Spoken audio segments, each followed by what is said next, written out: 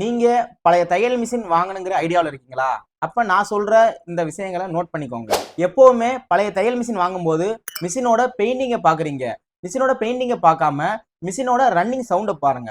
மிஷினோட running sound ஸ்மூத்தா இருந்தா கண்டிப்பா அந்த பழைய தையல் மிஷினை வாங்கிக்கலாம். மிஷினோட ரன்னிங் சவுண்ட் அளவுக்கு அதிகமா இருந்தா அந்த பழைய தையல் மிஷின் அதிக ரன்னிங் காரணமா தேய்மானம் அதிகமா ஏற்பட்டிருக்கலாம்.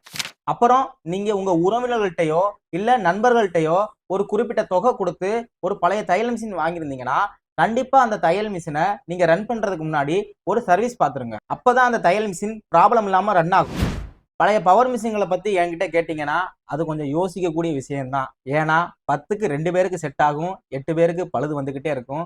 அது உங்க லக்க பொறுத்து. நீங்க பழைய பவர் மிஷின்கள் வாங்குறதுக்கு பதிலா கொஞ்சம் காசு சேர்த்து வச்சு புது பவர் மிஷினை வாரண்டியோட நீங்க யூஸ் பண்ணிக்கலாம். ஒரு பழைய தையல் மிஷினை பொறுத்தவரை நீங்க தனி நபரிடமோ இல்ல இரும்பு கடையிலே எடுத்து யூஸ் பண்ணணும்னு நினைச்சீங்கன்னா வேணாம். ஒரு தையல் மிஷின் மெக்கானிக்கிட்டயோ இல்ல தையல் மிஷின் கடைக்கு வர்ற எக்ஸ்சேஞ்ச் மிஷினை நீங்க வாங்கி யூஸ் பண்ணிக்கலாம்.